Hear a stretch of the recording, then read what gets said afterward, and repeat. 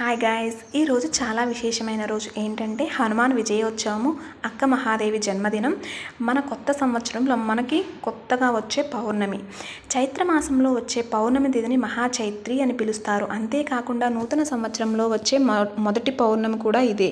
ఈ పౌర్ణమి తిథిని మదన పౌర్ణమి అని కూడా పిలుస్తారు. ఈ పౌర్ణమి తిథి రోజున పార్వతీ పరమేశ్వరులు శ్రీ మహావిష్ణువును, ఆంజనేయ స్వాముల వారిని పూజించుట వలన మనకి విశేష ఫలితాన్ని అయితే పొందవచ్చు.